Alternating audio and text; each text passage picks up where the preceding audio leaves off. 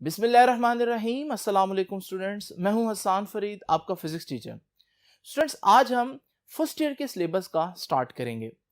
आप लोग जानते हैं कि 9th-10th में आप लोगों ने जो चीज़ें पढ़ी हैं, एग्जैक्ट वही चीज़ें आपके पास फर्स्ट ईयर सेकेंड ईयर में भी मौजूद हैं। जैसे आप लोगों ने 10th में कूलम्स लॉ पढ़ा, बिल्कुल वैसे ही आप लोग सेकेंड ईयर में कूलम्स लॉ पढ़ेंगे। आप लोगों ने 9th में न्यूटन के लॉज ऑफ मोशन पढ़े, first law, second law, third law पढ़ा। बिल्कुल ऐसे ही आप लोग फर्स्ट ईयर में भी फर्स्ट लॉ, सेकंड लॉ और थर्ड लॉ ऑफ मोशन पढ़ेंगे। तो फर्क किस चीज का है स्टूडेंट्स? फर्क अंडरस्टैंडिंग का है। पहले आप चीज को सिर्फ एक ऊपर सतही तरीके से देखते थे, यानी उसका ऊपर से ओवरव्यू देखते थे, लेकिन अब आपको हर चीज के हर लफ्ज को समझना होगा, क्योंकि आगे देना है आप लोगों ने एंटी टेस्ट। उसके लिए आपका नॉलेज जो है वो काफी ज्यादा डीप होना चाहिए। तो यहां पर आज हम फिजिक्स की जो डेफिनेशन पढ़ेंगे, ये वही डेफिनेशन है जो आप लोग ऑलरेडी 9th-10th में पढ़कर आए हैं, लेकिन आज हम इसके एक एक लफ्ज को पहले से ज्यादा अंडरस्टैंड करेंगे। तो स्टूडेंट्स, सबसे पहले तो आप लोग देखिए कि जो डेफिनेशन मैंने लिखी है उसमें है द ब्रांच ऑफ साइंस। तो सबसे पहले फिजिक्स के बारे में आपको जो बात पता होनी चाहिए वो ये है कि ये ब्रांच ऑफ साइंस है। जैसे केमिस्ट्री एक ब्रांच ऑफ साइंस है, जियोलॉजी एक ब्रांच ऑफ साइंस है, एस्ट्रोनॉमी एक ब्रांच ऑफ साइंस है, बिल्कुल उसी तरह से फिजिक्स भी साइंस की ही एक ब्रांच है। लेकिन कौन सी ब्रांच है, इसमें क्या पढ़ेंगे हम? तो आगे मैं बता रहा हूं कि the deals with the study of metallurgy. ये पहली चीज है जो हम लोगों ने पढ़नी है। क्या चीज है? मैटर। अब ये मैटर क्या है, इसके बारे में अब हमें डिटेल से जानना पड़ेगा। एनर्जी, ये दूसरी चीज है जो हम लोगों ने पढ़ना है, एंड देयर म्यूचुअल रिलेशनशिप। तो आप लोगों ने देखा कि डेफिनेशन जो है ये तो बिल्कुल वही है जो आप लोग 9th में पढ़कर आए हैं, लेकिन अब मैं आपको बताता हूं कि एक एक लफ्ज का मतलब पता होना क्यों जरूरी है। देखिए, सबसे पहली चीज आप लोगों ने क्या पढ़नी है? मैटर। आपको पता होना चाहिए मैटर क्या है।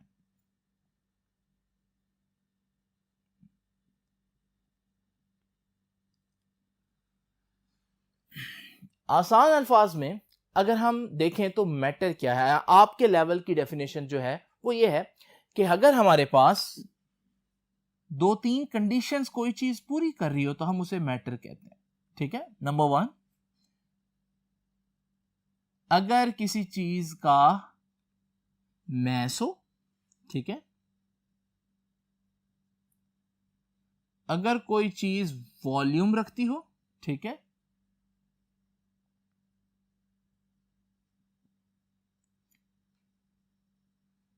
और अगर हम उस चीज को फिजिकली टच कर सकें तो फिर हम कहते हैं कि ये हमारे पास मैटर है। ठीक है ना? तो ये एक बच्चों वाली डेफिनेशन है जो आप लोग समझ लें। तो ये 3 बातें जिसमें होंगी तो उसे हम कहेंगे कि ये चीज मैटर है। मिसाल के तौर पर स्टूडेंट्स, मेरे हाथ में ये मार्कर है, मैं ये देखना चाहता हूं कि ये मैटर की डेफिनेशन पर पूरा उतरता है या नहीं। तो आप कहेंगे सबसे पहले कि सर देखना पड़ेगा कि इसका मैस है या नहीं। तो आपको मालूम है, अगर आप मैस और वेट की ये डिस्टिंक्शन थोड़ी देर के लिए खत्म कर दें और थोड़ी देर के लिए समझ लें कि मैस और वेट एक ही चीज होती है, जो कि नहीं होती, आप लोग जानते हैं।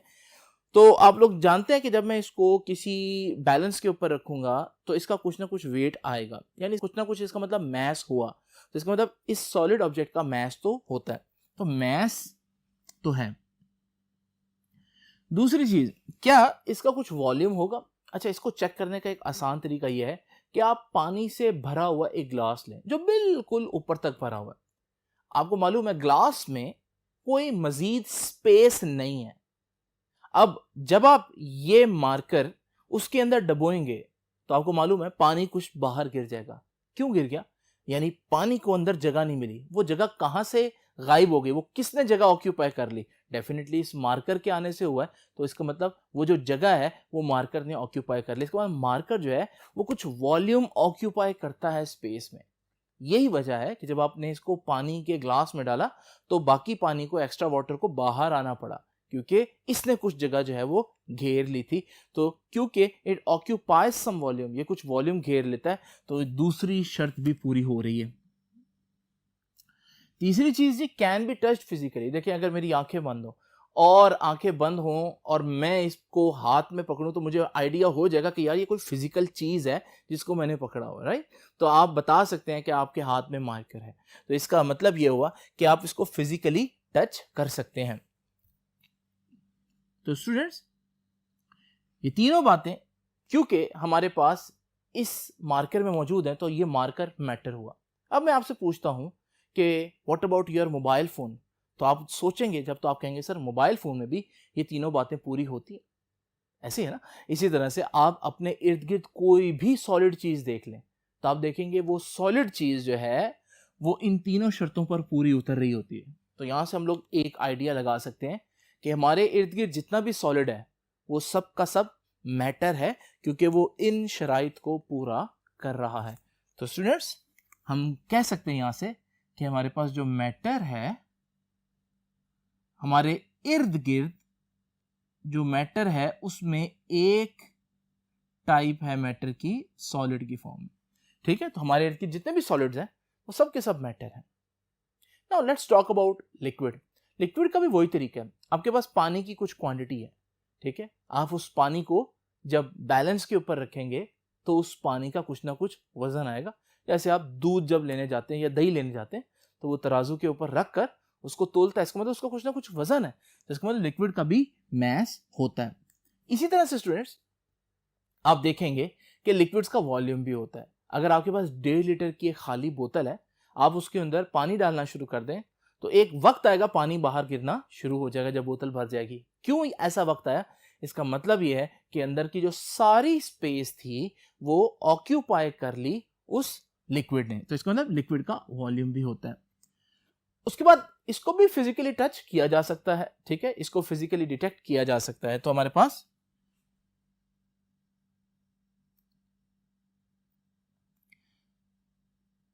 मैटर की एक और टाइप जो हमारे इर्द गिर्द मौजूद है वो है लिक्विड। अब बच्चों मैं आपसे पूछता हूं कि कोई ऐसी चीज बताएं जो कि मैटर ना हो। जब मैं ये सवाल बच्चों से क्लासरूम में पूछता हूं तो सबसे पहली चीज जो उनके दिमाग में आती है और सबसे ज्यादा आंसर जो मुझे मिलता है वो है कि सर हवा या गैस। बच्चे कहते हैं कि गैस या हवा जो है हमारे इर्द गिर्द ये मैटर नहीं है। अच्छा, ज्यादातर बच्चे यही जवाब देते हैं। आइए जरा चेक करते हैं कि क्या यह बात दुरुस्त है या नहीं। तो हमारे पास क्राइटेरिया तो मौजूद है, तो हम देखते हैं क्या हवा या कोई भी गैस इस क्राइटेरिया को फॉलो करती है या नहीं करती। तो सबसे पहले देखते हैं कि हवा या गैस का मैस या वेट समझ लें होता है या नहीं होता। तो स्टूडेंट्स इसके लिए मैं एक आसान बात बच्चों से पूछता हूं। अगर आप लोगों ने कभी सिलेंडर, गैस का सिलेंडर भरवाया हो तो आपको पता होगा जब आपका सिलेंडर खाली होता है और आप उसको दुकान पर लेकर जा रहे होते हैं भरवाने के लिए तो वो हल्का होता है, और जब आप उसमें गैस भर लेते हैं और भरवा कर वापस लेकर आ रहे होते हैं तो वो काफी भारी हो चुका होता है। अब इसका मतलब वजन तो बढ़ गया। आपने उसके अंदर क्या डाला है जो उसका वजन बढ़ गया? तो आप कहेंगे सर गैस ही डाली थी। तो इसका मतलब जो गैस होता है उसका वजन होता है, तो उसका मैस भी होगा। आम हालत में हमारे पास गैस की क्वांटिटी इतनी कम होती है, जैसे मैंने यहां पर हाथ किया, मेरे हाथ के ऊपर एयर है ना, मुझे फील क्यों नहीं हो रही? मार्कर रखूंगा तो इसका वजन मुझे महसूस होता है, लेकिन मेरे हाथ के ऊपर जो हवा है उसका वजन क्यों नहीं महसूस हो रहा? वो वजन इतना कम है इस वजह से महसूस नहीं हो रहा। लेकिन अगर कोई चीज बहुत कम हो तो हम ये थोड़ी ना कहते हैं कि वो चीज है ही नहीं सिरे से। तो अगर आपके ऊपर एक छोटी सी चूंटी है तो उस चूंटी का हो सकता है आपको उस चूंटी के होने का फील ना आ रहा हो, इतना कम वजन है, लेकिन आप ये थोड़ी ना कह देंगे कि उसका वजन होता ही नहीं है, या चूंटी क्योंकि फील नहीं हो रही तो वो चूंटी थी ही नहीं वहां पर, है सही वो वहां पर।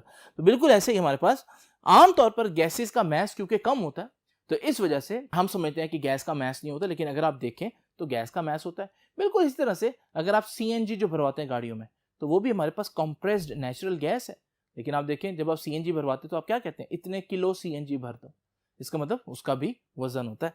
तो इसका मतलब हम समझ रहे थे, अब बच्चे समझ रहे थे कि गैस का मैस नहीं होता, लेकिन एक्चुअली में गैस का मैस होता है। अच्छा जी, अब गैस के वॉल्यूम की बात करते हैं। क्या गैस का वॉल्यूम होता है? तो इसके लिए मैं बच्चों से एक सवाल पूछता हूँ कि अगर आपके पास एक सिलेंडर हो और आप उसमें गैस भरते जाएं तो एक वक्त आएगा कि सिलेंडर क्या हो जाएगा, फट जाएगा। तो मैं पूछता हूँ ये क्यों फट गया? तो बच्चे कहते हैं सर इतनी ज्यादा गैस भर गई थी अंदर, अब गैस मजीद जाने की जगह नहीं थी। तो मैं कहता हूँ वो जगह कहाँ गई? तो बच्चे कहते हैं सर वो गैस ने घेर ली। तो मैं फिर कहता हूँ इसका मतलब गैस वैसे ही वॉल्यूम ऑक्यूपाई करता है जैसे सॉलिड वॉल्यूम ऑक्यूपाई करता है, जैसे लिक्विड वॉल्यूम ऑक्यूपाई करता है। तो इसका मतलब ये हुआ कि हमारे पास गैस का भी कुछ ना कुछ वॉल्यूम होता है। अगर उसका वॉल्यूम ना होता तो फिर मैं सिलेंडर को क़यामत तक भी गैस से भरता रहता, तो गैस अंदर भरती रहती, कभी भी सिलेंडर ना फटता, क्योंकि उसका वॉल्यूम ही नहीं था। लेकिन सिलेंडर का फटना ये बता रहा है कि आपकी जो गैस है जो अंदर जा रही है वो एक खास जगह घेर लेती है, तो उसके बाद एक टाइम आता है कि हमारे पास जगह बिल्कुल खत्म हो जाती है और फिर मजीद गैस एंटर होना मुश्किल हो जाती है, जिसकी वजह से सिलेंडर जो है वो फट जाता है। अब बात आती है कैन बी टच्ड फिजिकली, यानी मेरे हाथ पे मार्कर पड़ा हो, मेरी आंखें बंद हो, मुझे महसूस हो जाता है कि मेरे हाथ पे कुछ पड़ा हुआ है, तो मैं कहता हूं कि भाई ये कोई मैटर होगा। लिक्विड के बारे में भी ऐसा ही होता है, लेकिन गैस के बारे में हम ये महसूस नहीं करते या हमें ये फीलिंग नहीं आती कि हम उसको फिजिकली टच नहीं कर सकते। अभी ये भी एक गलत बात है। मैं बच्चों से पूछता हूँ कि जब आप एक बाइक पर जा रहे हो 70 की स्पीड से, तो आपकी आंखों में पानी आना शुरू हो जाता है ना? बच्चे कहते हैं बिल्कुल आता है। तो मैं कहता हूँ कि वो पानी आपकी आंखों से जो जारी हुआ है वो आपकी आंखों में किस चीज ने आकर फिजिकली हिट किया है? क्या कोई कंकर आके लगा है, कोई पत्थर लगा है, कोई मट्टी लगी है? बच्चे कहते नहीं सर वो हवा है जिसकी वजह से लग रहा है। तो मैं कहता देखो हवा भी फिजिकली टच करती है। आम हालत में जैसे मैं अब यहाँ पर हूँ, यहाँ पर हवा इतना कम फ्लो रखती है कि वो मुझे फील नहीं होती, ठीक है। लेकिन अगर वही बात, अगर कोई चीज़ बहुत कम जो है वो इफेक्ट कर रही है, तो इसका मतलब ये नहीं मैं कहूँगा कि वो चीज़ सिरे से है ही नहीं। तो अगर मैं यहाँ पर हवा को फील नहीं कर सकता, तो ज़रा मैं पंखा तेज़ करके चला जाऊँ पंखे के नीचे, आप देखेंगे पंखे के नीचे मेरे जो बाल उड़ेंगे। इसका मतलब बाल उड़ने का मतलब क्या, कि हवा उसको फिजिकली हिट कर रही है, जिस वजह से वो मूव कर रहे हैं। तो वो तीनों बातें जो हम समझ रहे थे या बच्चे समझ रहे थे कि गैसेस में नहीं होती, असल में वो भी गैसेस के अंदर मौजूद हैं वो तीनों बातें। और अगर वो तीनों बातें गैसेस में मौजूद हैं, तो इसका मतलब गैस भी क्या हुई, मैटर ही हुई, ठीक है ना। तो इसको मैंने थोड़ा ज़्यादा एक्सप्लेन इसलिए किया क्योंकि बच्चों को इसमें इश्यू होता है और वो कहते हैं कि गैस जो है वो मैटर नहीं है, हालांकि गैस भी मैटर है। तो मैं फिर यहां से ये कह सकता हूं कि हमारे इर्द गिर्द, हमारे दुनिया में, हमारी कायनात में इर्द गिर्द मैटर ही मैटर है। लेकिन वो मैटर कितनी हालतों में मौजूद है, कितनी शक्लों में मिलेगा आपको? तो आप कहेंगे कि सर कुछ मैटर हमारे इर्द गिर्द सॉलिड फॉर्म में, कुछ लिक्विड फॉर्म में भी होगा और कुछ गैसियस फॉर्म में भी होगा। यानी ये मैटर की शक्लें हैं, इनको हम कहते हैं physical states of matter. Physical states of matter. Matter जिन शक्लों में पाया जाता है वो शक्लें तीन हैं, सॉलिड, लिक्विड, गैस। कुछ बच्चे कहेंगे सर वो प्लाज्मा भी तो है। भाई इस तरह से अगर हम देखें तो ना सिर्फ प्लाज्मा है बल्कि मैटर की और भी स्टेट्स बनती हैं। हम क्योंकि चीज़ों को सिंपल रखना चाहते हैं आपके लेवल पर, तो आप लोग बस याद रखिएगा कि सॉलिड, लिक्विड और गैस जो है वो हमारे पास मैटर की फिजिकल स्टेट्स हैं। आप देखें ये सारी डिस्कशन कहाँ से निकली है? ये इस लफ्ज से निकली। यानी अगर आप फिजिक्स की डेफिनेशन को वाकई अंडरस्टैंड करना चाहते हैं तो सिर्फ आपको एक लफ्ज को रट्टा नहीं मारना कि मैटर क्या है, आपको पता होना चाहिए कि मैटर क्या है, ताकि कल को आपको पूछे, आपके इर्द गिर्द जो मौजूद चीज़ें हैं उनमें से कोई पूछे कि ये चीज़ मैटर है या नहीं, तो आप इन क्राइटेरिया पर उसको जज करके चेक कर सको कि वाकई ये मैटर है या नहीं। नाउ स्टूडेंट्स, अब आप सोच रहे होंगे कि जल्दी से सर बताएं कि एनर्जी क्या होती है। अब आप सोचें कि ये तो हो गया मैटर। अगर मैटर में ये तीन बातें हैं तो मैं कहूंगा एनर्जी वो चीज है जिसमें ये तीन बातें ना हो। अब मैं आपसे पूछता हूं कोई चीज बताएं जिसमें ये तीन बातें ना हो, यानी वो चीज मैटर ना हो। गैस नहीं, अब आप कह सकते हैं, गैस को तो मैंने साबित कर दिया कि वो मैटर ही है। अब कुछ क्लेवर बच्चे जो हैं वो कहते हैं कि सर लाइट। अभी लाइट वाकई में एक ऐसी चीज है जो आपके इन क्राइटेरिया पर पूरी उतर रही होगी। मिसाल के तौर पर अगर आप देखें तो हमारे पास जो लाइट है उसका मैस नहीं होता, ठीक है। एटलीस्ट आप लोगों ने जो पढ़ा है अभी तक उसमें आपने देखा कि लाइट जो है उसका वजन, उसका मैस नहीं होता। इसी तरह से जब हम बात करते हैं वॉल्यूम की, तो लाइट जो है वो वॉल्यूम ऑक्यूपाई नहीं करती। इसी तरह से आप देखेंगे कि लाइट को फिजिकली टच भी नहीं किया जा सकता, पकड़ा नहीं जा सकता। मार्कर को तो मैं ऐसे पकड़ा ना, ठीक है, ऐसे पकड़कर इधर कर दिया, इधर कर दिया, ये सारा मेरे इख्तियार में। लेकिन लाइट को पकड़कर, टॉर्च से निकलने में लाइट को पकड़ के मैं ऐसे ऐसे नहीं कर सकता, इसको फिजिकली ग्रैब नहीं कर सकता। तो इसका मतलब लाइट एक ऐसी चीज है जो मैटर नहीं है, इसलिए मैं इसको इधर लिख देता हूं। इसके अलावा बच्चे एग्जांपल देते हैं हीट की।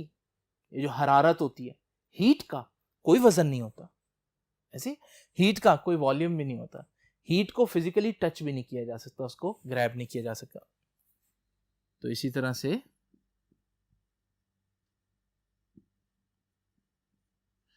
आप देखते हैं साउंड, अगर आप देखिए साउंड जो है वो भी इन तीनों चीजों को फॉलो नहीं करता। यानी कुछ चीजें हमारे इर्द गिर्द वाकई ऐसी हैं जो मैटर नहीं है। अगर ये मैटर नहीं है तो फिर ये क्या है? यही तो एनर्जी है। तो बेसिकली ये है एनर्जी, जो कि दूसरा वर्ड है डेफिनेशन का। अब आपको पता चल गया कि हमारे पास मैटर क्या होता है और एनर्जी क्या होती है। यानी मैं कह सकता हूं कि जो हमारी फिजिक्स की ब्रांच है, फिजिक्स की ब्रांच है, उसमें मैं एनर्जी है और उसमें मैटर को स्टडी करते हैं। यानी वही चीज जो मैंने अल्फाजों में यूं लिखी, स्टडी ऑफ मैटर एनर्जी, उसको मैंने आपके सामने ड्रॉ करके बता दिया कि physics is the study of energy and study of matter. Energy क्या है, मैटर क्या है, वो मैं डिटेल में आपको बता चुका हूं। एक चीज अब आप फौरन कहेंगे सर इसका भी बताएं कि व्हाट इज म्यूचुअल रिलेशनशिप। ये रिलेशनशिप क्या होता है एनर्जी और मैटर में? देखें, एनर्जी और मैटर एक दूसरे में तब्दील हो सकते हैं, ये इंटर कन्वर्टिबल है। ठीक है, अब कैसे कन्वर्ट हो सकते हैं, मैं आपको एक मिसाल देता हूं।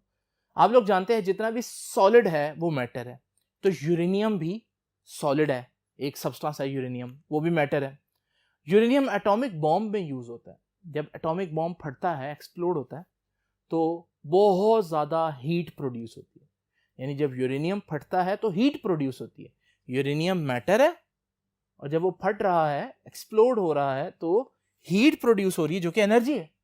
इसका मतलब एटम बॉम्ब का जो फटना है वो एक एग्जाम्पल है जिसमें मैटर एनर्जी में कन्वर्ट होता हुआ दिखाई दे रहा है। इसका मतलब matter can be converted into energy. बिल्कुल इस तरह से कुछ चीजें आगे चल के आप पढ़ेंगे कि एनर्जी भी मैटर में कन्वर्ट हो सकता है। तो मैटर एनर्जी में कन्वर्ट हो सकता है, एनर्जी मैटर में कन्वर्ट हो सकता है। तो फिर हमें यह भी पता होना चाहिए कितना मैटर हो तो कितनी एनर्जी बनेगी, कितनी एनर्जी हो तो कितना मैटर बनेगा। दूसरे अल्फाज में हमें क्या पता होना चाहिए? म्यूचुअल रिलेशनशिप, उनका आपस में जो बाहमी ताल्लुक है उनका, वो हमें मालूम होना चाहिए। तो ये है फिजिक्स। ये वही फिजिक्स की डेफिनेशन है जो आप लोगों ने 9th-10th में पढ़ी थी, लेकिन अब यहां पर हमने थोड़ा डिटेल से देखा इसको। आसान अल्फाज में देखें तो मैं कहता हूं कि फिजिक्स क्या है? फिजिक्स सब कुछ है। क्यों? आपके इर्द गिर्द अगर आप देखें तो आपको इर्द गिर्द तीन ही चीजें नजर आएंगी। ठीक है, जरा देखें अपने कमरे में जहां आप बैठे, अपने नजर दौड़ाएं, या तो आपको सॉलिड नजर आएगा, ठीक है, पंखा हो गया, जिस टेबल पर आप बैठे हैं, चेयर पे बैठे हैं, जिस मोबाइल में मुझे देख रहे हैं, ये सारा सॉलिड है ना।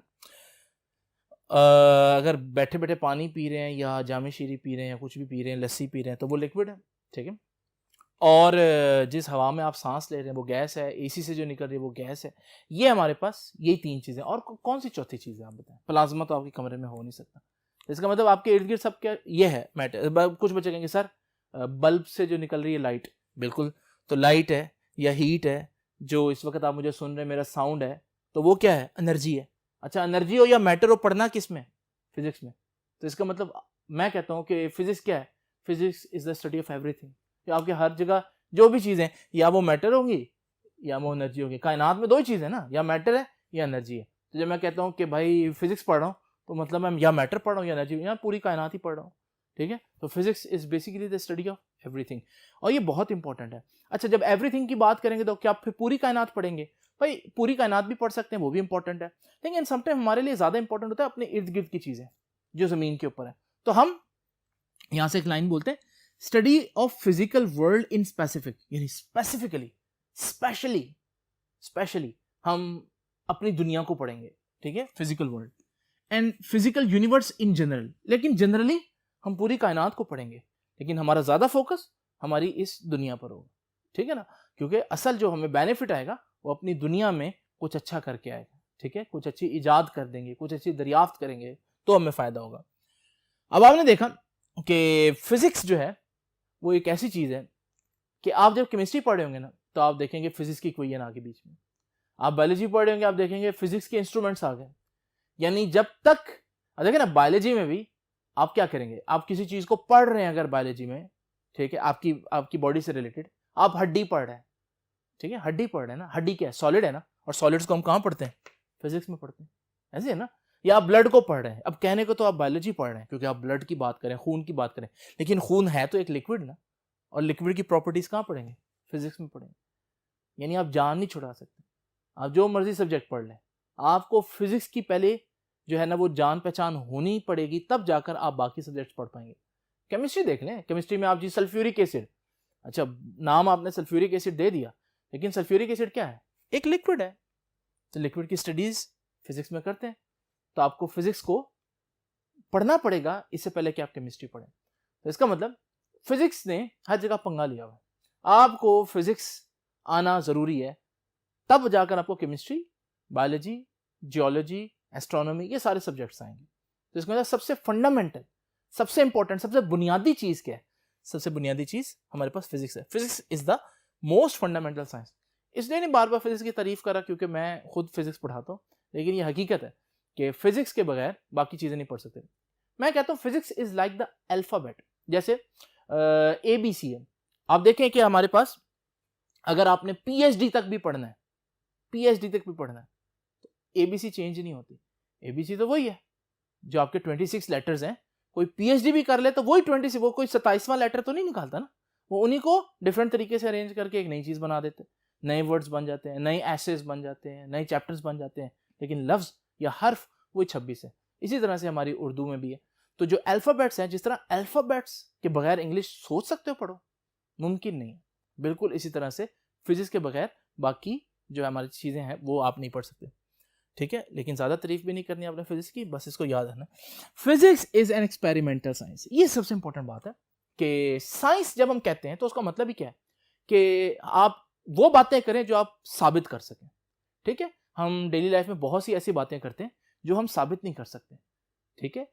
हम ऐसे ऐसे पुराने, आप यूनानी दौर में या ग्रीक मैथोलॉजी में अगर देखें तो उनके, या हिंदू मज़हब में भी अगर आप देखें तो उनके डिफरेंट जो है वो कॉन्सेप्ट्स हैं about the evolution of universe, ठीक है। अब वो ऐसी चीज़ें हैं जो प्रूव नहीं हो सकती, ठीक है। जैसे दुनिया जो है वो एक बैल के सींग पर खड़ी हुई है, ठीक है। तो ज़लज़ले क्यों आते हैं कि जब हमारे पास बैल जो है ना थक जाता है तो वो एक सींग से उठाकर दुनिया जब दूसरे सींग पर शिफ्ट करता है तो उस दौरान जो है वो ज़लज़ले आते हैं। तो पहले लोग ये समझते थे, लेकिन ये चीज़ आप प्रूव नहीं कर सकते एक्सपेरिमेंटली, ठीक है ना।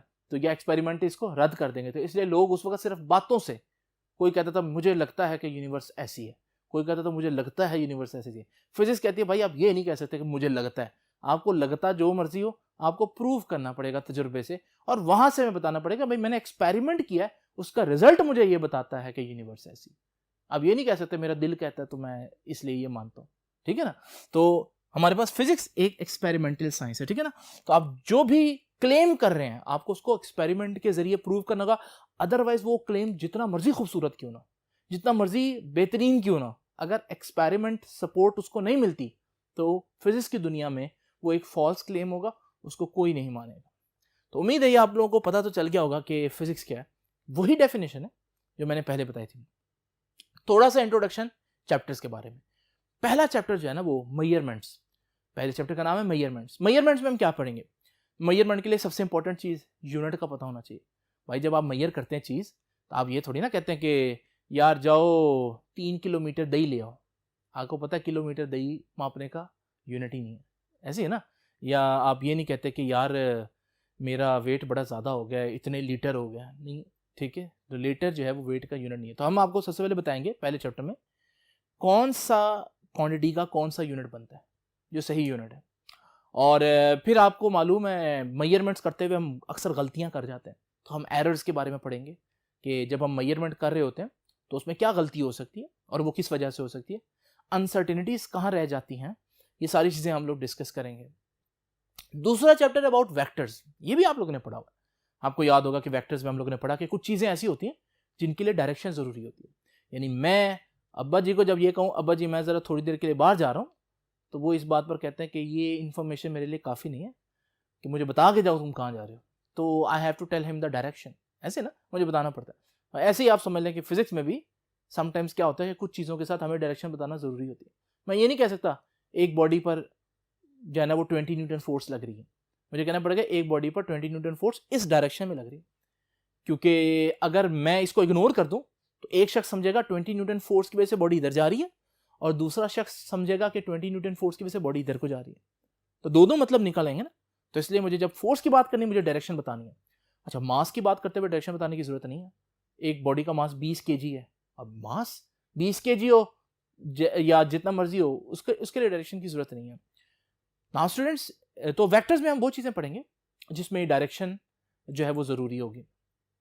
फिर हमारे पास मोशन के बारे में एक चैप्टर होगा, चैप्टर नंबर 3, और उसमें हम पढ़ेंगे लॉज ऑफ मोशन, वो जो न्यूटन के लॉज ऑफ मोशन हम लोगों ने पहले पढ़े। मोमेंटम के बारे में पढ़ेंगे और ये इस तरह की चीज़ों के बारे में। 4th chapter is about work and energy, तो वर्क क्या होता है, एनर्जी क्या होती है, पावर क्या होती है, और इस तरह के कॉन्सेप्ट्स हम पढ़ेंगे। ये भी आप लोगों ने चैप्टर पढ़ा हुआ है पहले 10th में, लेकिन आप देखेंगे बहुत डिटेल में। इसी तरह से स्टूडेंट 5th चैप्टर जो है वो आ जाएगा घूमती हुई चीज़ों के बारे में। आपको पता है घूमती हुई चीज़ें दो किस्म का घूमना होता है। एक होता है किसी चीज़ के गिर्द घूमना, जैसे ज़मीन सूरज के गिर्द घूम रही है, इसको हम रेवोल्यूशन कहते हैं या ऑर्बिटल मोशन कहते हैं। एक होता है अपने एक्सिस पर घूमना, जैसे लट्टू घूमता है, जैसे ज़मीन अपने एक्सिस पर भी घूम रही है, जैसे फैन अपने एक्सिस पर घूम रहा है, इसे कहते हैं स्पिनिंग मोशन या रोटेशनल मोशन। तो हम यहाँ इस चैप्टर में दोनों चीज़ों को डिस्कस करेंगे, रोटेशनल मोशन क्या होता है और सर्कुलर मोशन क्या होता है, ठीक है, और उनकी डिफरेंट प्रॉपर्टीज़ हैं, डिफरेंट एस्पेक्ट्स हैं, और ये किस तरह से जो पहले मोशन जो स्ट्रेट लाइन मोशन थी, लीनियर मोशन थी, एक सीधी लाइन में हरकत करना, उससे ये डिफरेंट कैसे। 6ठे चैप्टर में हम पढ़ेंगे about fluid dynamics. Fluid dynamics में हम देखेंगे जो चीज़ें बहती हैं उनके क्या असूल हैं, वो किस तरह से बहती हैं, ठीक है। उसमें हम एक बहुत इंपॉर्टेंट लॉ पढ़ेंगे जिसे हम कहते हैं बर्नौलीज प्रिंसिपल। वो इतना इंपॉर्टेंट है जैसे न्यूटन फर्स्ट लॉ इंपॉर्टेंट है काइनेमैटिक्स में। तो हमारे पास हम बर्नौलीज इक्वेशन पढ़ेंगे, हम पढ़ेंगे कि जब चीज़ें नहीं, जब हम फ्लूइड्स की बात करेंगे तो फ्लूइड्स कैसे फ्लो करते हैं, ठीक है, कैसे एक जगह से दूसरी जगह पानी बहता है, गैस बहती है, ठीक है, ये सारी चीज़ें हम डिस्कस करेंगे। चैप्टर 7 जो है वो ऑसिलेशंस के बारे में। पेंडुलम आपने पढ़ा, पेंडुलम को छोड़ें तो ऐसे मूव करता रहता है, ऑसिलेट करता रहता है, मास स्प्रिंग सिस्टम को ऐसे खींचे तो वैसे मूव करता रहता है, ठीक है ना, तो ये ऑसिलेशन है। तो ऑसिलेशंस के बारे में पढ़ेंगे और ऑसिलेशंस के बारे में डिफरेंट केसेस हम पढ़ेंगे, मास स्प्रिंग सिस्टम को देखेंगे, सिंपल पेंडुलम को देखेंगे, इनकी टाइम पीरियड का फार्मूला बनाने की कोशिश करेंगे, ये सारी चीज़ें हम देखेंगे ऑसिलेशन में। 8th chapter is about waves. आपको पता है फिजिक्स में एक बहुत इंपॉर्टेंट चीज़ वेव भी है, जैसे पानी के अंदर एक कंकर फेंके तो लहरें जो पैदा होती हैं, ठीक है ना, तो उनकी भी एक स्टडी है, उनको भी पढ़ना है हमें, तो वो हमारे पास स्टडी ऑफ वेव्स है, उनको उस चैप्टर में पढ़ेंगे। और फिर साउंड को पढ़ेंगे क्योंकि साउंड भी एक वेव है, आप लोग जानते हैं। Chapter 9 is about physical optics. अब हम पढ़ेंगे लाइट के बारे में, लाइट कैसे प्रोपोगेट करती है, एक जगह से दूसरी जगह जाती है, लाइट की क्या प्रॉपर्टीज़ हैं। और चैप्टर 10 जो है वो थर्मोडायनामिक्स है, हीट के बारे में, और चीज़ों को गर्म करें तो उनका वॉल्यूम बढ़ जाता है, चीज़ों को ठंडा करें वॉल्यूम कम हो जाता है, गर्म करें प्रेशर भी बढ़ जाता है। ये सारी चीज़ें जो हम डेली लाइफ में देखते हैं हीट के बारे में, ये हम वहाँ पर देखेंगे। आखिरी बात ये कहूँगा कि फिजिक्स का सब्जेक्ट आप पढ़े ना पढ़ें, लेकिन फिजिक्स से आप जान नहीं छुड़ा सकते, ठीक है, क्योंकि आप जब भी गाड़ी इस्तेमाल कर रहे हैं आप फिजिक्स का प्रिंसिपल यूज़ कर रहे हैं। वो ड्राइवर जिसने कभी फिजिक्स नहीं पढ़ी, लेकिन जब वो गाड़ी चला रहा होता है तो उसे पता है मैंने अचानक ब्रेक लगाई तो मैं आगे जाकर शीशे में जाकर लगूंगा, क्यों, क्योंकि न्यूटन का फर्स्ट लॉ कहता है कि अगर कोई चीज़ चल रही हो तो वो चलते रहना चाहती है। तो जब गाड़ी फौरन रुकेगी तो क्योंकि वो शख्स मोशन में था, हरकत में था, तो वो चाहेगा कि हरकत में रहे, इस वजह से वो आगे जाकर लगता है। तो आप देखेंगे कि आप फिजिक्स को एज ए सब्जेक्ट पढ़ें या ना पढ़ें, आपको लाइफ में चलने के लिए, कामयाब रहने के लिए फिजिक्स का पता होना लाजमी। तो यहाँ आज का लेक्चर हमारा ख़त्म होता है, कल हम पहला लेक्चर स्टार्ट करेंगे। आपसे मुलाकात होगी इंशाल्लाह नेक्स्ट लेक्चर में, तब तक के लिए अल्लाह हाफिज़।